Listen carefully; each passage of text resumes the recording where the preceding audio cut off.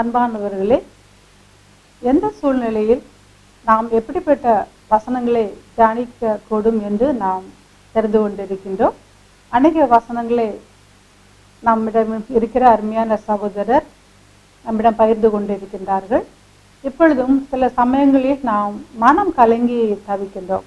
என்ன செய்வதென்று திகைத்து கொண்டிருக்கிற இப்படிப்பட்ட சூழ்நிலையில் நாம் எந்த பகுதியை நாம் தியானிக்கலாம் என்று நாம் தெரிந்து கொள்வோமா?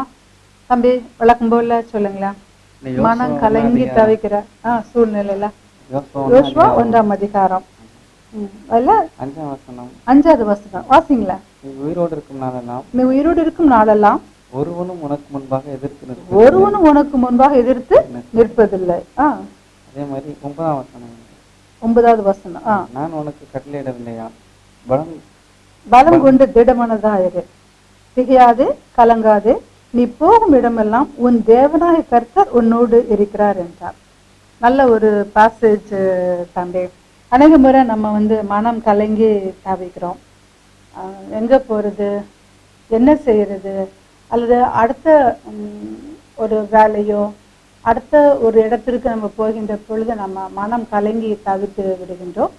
எனினும் நீங்க சொன்னது போல எல்லா சூழ்நிலையிலும் கர்த்தர் நம்மோடு இருக்கிறார்.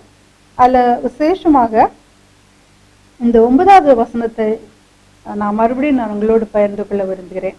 நான் உனக்கு கட்டளையிடவில்லையா? இந்த நிகழ்ச்சியை பார்த்து கொண்டு இருக்கிற ஒவ்வொரு உள்ளத்திலும் கர்த்தர் நான் உனக்கு கட்டளையிடவில்லையா என்று உங்களை பார்த்து நம்மை பார்த்து கேட்கிறார். என்ன சொல்றாரு? பலம் கொண்டு திடமனதாயிரு.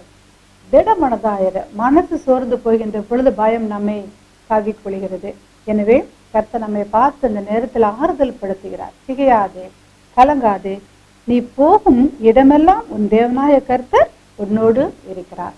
அன்பானவர்களே, நீங்கள் செல்கின்ற ஒவ்வொரு இடங்களிலும் உங்கள் தேவனாகிய கர்த்தர் உங்களோடு வருகிறார் என்ற ஒரு எண்ணத்தில் இந்த இடத்திற்கு கர்த்தர் என்னோடு வருவாரா என்று நாம் தேவனுக்கு பிடித்தமான இடங்களில் நாம் செல்லுகின்ற பொழுது கர்த்தர் நிச்சயமாக நம்முடைய காரியங்களை வாய்க்க செய்கிறார். கர்த்தர் தாமே ஆசீர்வதிப்பாராக. எப்பொழுதும் கலங்கி தவிக்கிற மக்களுக்கு ஜெபிக்கலாம். பரலோக பிதாவே, தேவரே, மனம் கலங்கி தவிக்கிற ஒவ்வொரு மக்களையும் ஆண்டவரே, பலம் கொண்டு திடமனதாயிரு என்று கர்த்தாவே நீங்கள் தேர்ச்சிகின்ற கிருபைக்காக உங்களுக்கு நன்றி செலுத்துகிறோம். சுவாமி, எங்கள் வாழ்நாள் முழுவதும் ஆண்டவரே நீர் எங்களோடு இருந்து ஆண்டவரே எங்களை காத்து எங்களை வழிநடத்தும். இயேசுவின் மூலம் ஜெபிக்கிறோம், பரலோக பிதாவே.